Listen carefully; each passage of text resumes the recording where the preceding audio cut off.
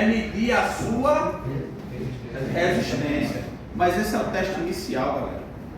É só para saber se ele está em curto ou circuito aberto. Por quê? Existem outros fatores que vão influenciar no sinal do sensor, né? O mais simples e comum, o empenho de um dente da roda dentada, uma situação de bobina que quando aquece altera do sensor, são fatores que eu tenho que observar. Então, medir resistência está em curto ou não está em curto. O segundo teste é blindagem. Vocês já observaram que esse sensor, muitas vezes, ele tem 3 fios? O sensor indutivo, ele só precisa de 2. Por que o terceiro? Quando a engenharia de projeto vê que aquele sensor pode sofrer interferências de campos magnéticos externos, ele joga uma malha de blindagem. Um exemplo bem simples. Na tua casa você tem aquele cabo coaxial da TV. Quando você descasca, não tem uma malha? É aquela mesma malha. Só que essa malha, o que é que eles fazem com ela? Aterram no massa. Tem um fio de 3 fios, um aterramento positivo negativo. Isso. Esse aterramento do massa eu tenho que conferir. Sabe por quê? Se ele não estiver bom, pode causar interferência. Então, quando eu tiver um sensor de 3 fios, eu vou medir a resistência, vou medir também a blindagem. Como? Eu vou verificar do chicote que pega do sensor, aquele ponto da blindagem, e vou medir para o negativo da bateria.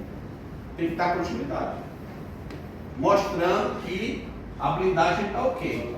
O terceiro teste é medir o sinal gerado. E aí, não vale conta de prova com LED, não.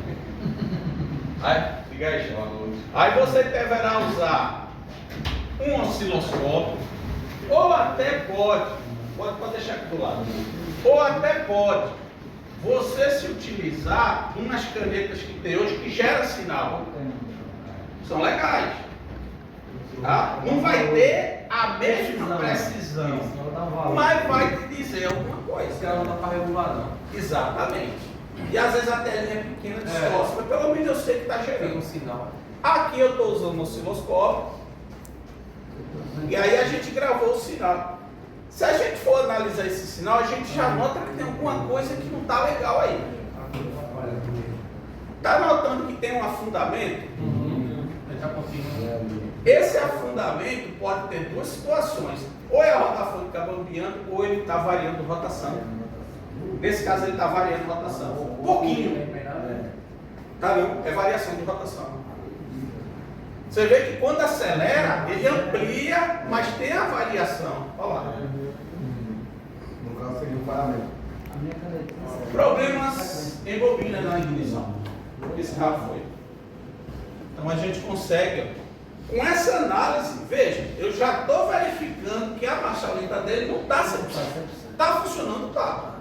Mas não está 100%. Foi a bobina aí, nesse caso. Aí está, exatamente. Ela provocando variação de rotação, só que baixa. Não era nada elevado que incomodasse. Mas fazia o carro falhar? Fazia o carro falhar? Leve. E essa falhada leve é que leva esse afundamento. Entendeu? Poderia ser bico. Você viu um motor Do IDEA, professor. Pode ser do IDEA. parecido mesmo. Igual que você está falando aí. Bora trocar outro não. Porém, tipo, o sol tinha outro lá e estava pulsando a bobina tudinho. Mas eu notei que quando o carro acelerou, só o defeito era na baixa. Se ele andar 140, 130, podia voar com o carro, mas na baixa ele ficava como se tivesse algum calço quebrado. Alguma besteira assim. Normalmente é coisa assim, pequenas variações. Às vezes, por exemplo, diferença de vazão de bico. É porque aqui está contando marcha lenta, eu preciso de alguma coisa.